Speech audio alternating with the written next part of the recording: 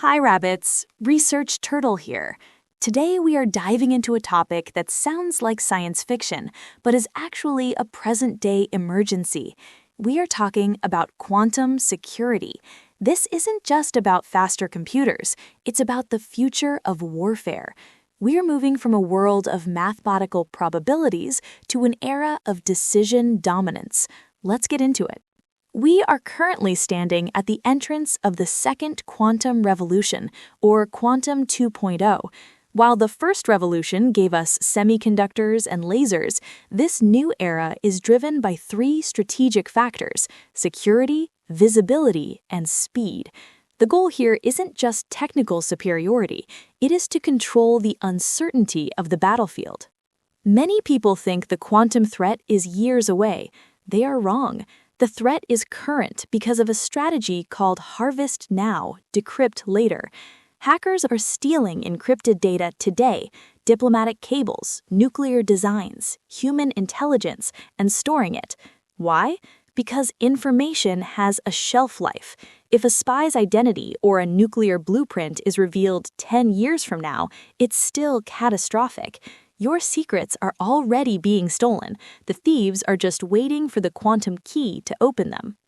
This is what experts call the cryptographic apocalypse. Our current digital world relies on math problems being hard to solve, but with Shor's algorithm, a powerful quantum computer could break RSA encryption not in thousands of years, but in minutes. This targets everything: nuclear command and control, satellite communications, and the global financial grid. It is effectively a master key for the world's digital locks. So, how do we defend ourselves? There are two main paths. On the left, we have PQC, or post-quantum cryptography. This is a software upgrade using new, complex math that even quantum computers struggle with. On the right, we have QKD, or quantum key distribution. This uses the laws of physics, specifically the Heisenberg uncertainty principle, to physically send keys of light. If anyone tries to intercept it, the data changes. It's unhackable by the laws of physics, but it requires expensive new hardware. Here's where geopolitics dictates technology. The United States is betting on PQC, the soft grid. They want rapid, software-based deployment across existing networks, led by the NSA. China, however, is building the hard line. They have launched the Messias satellite and built a 2,000-kilometer physical quantum backbone between Beijing and Shanghai. They are prioritizing physical control and infrastructure. Now, let's look at the battlefield. For decades, military strategy relied on stealth, being invisible. Quantum sensing is about to end that. It lowers the noise floor. By filtering out background noise at a quantum level, we can detect signals that were previously invisible. If your strategy relies on hiding, you are already vulnerable. This is quantum radar. It uses entangled photons. Even if a stealth bomber absorbs the signal, the ghost correlation between the photons remains. This means anti-access area denial zones could become permeable. You no longer can hide by simply deflecting radar waves.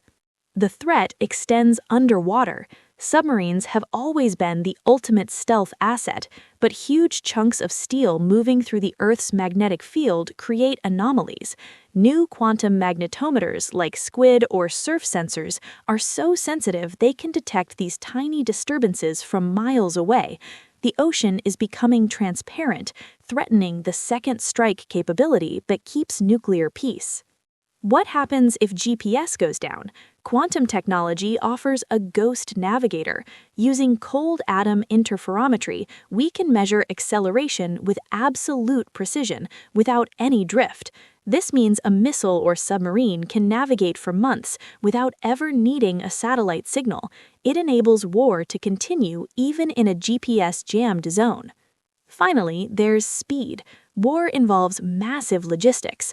Moving troops, fuel, and ammo is a mathematical nightmare. Quantum computers can solve these combinatorial optimization problems instantly. It compresses the OODA loop, Observe-Orient-Decide-Act. The side that processes data faster wins. It's a race between two different systems. China uses a civil-military fusion approach, a top-down, state-led drive for technological self-reliance. The US relies on an ecosystem, a bottom-up mix of private giants like IBM and Google, supported by alliances like AUKUS. Europe is trying to carve out its own path with technological sovereignty. Through projects like EuroQCI, they are building their own quantum communication infrastructure to avoid depending entirely on US software or Chinese hardware. But let's be realistic. We have to avoid the hype. The challenge now is engineering. We need to take these delicate machines that require near absolute cooling and shrink them to fit on a drone or a ship.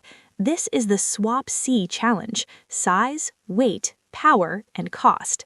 To wrap up, the question isn't if this technology will be weaponized, but when. We are shifting from a defense strategy of hiding to one of unstoppable speed and perfect information. The cost of being second in this race is the total loss of security. We must prepare for Q-Day. That's it for today. Turtle out.